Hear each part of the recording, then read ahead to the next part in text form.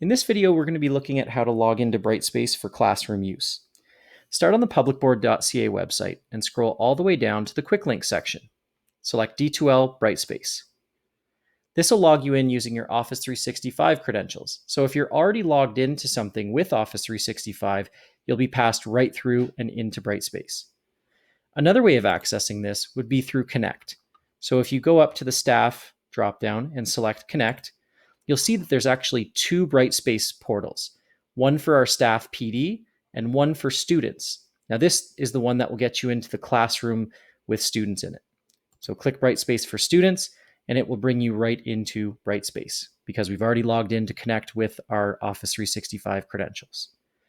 So that's quick and easy how you log into Brightspace. Now you can start exploring with your courses down here, which every teacher should have 4 sandbox courses that you can explore in.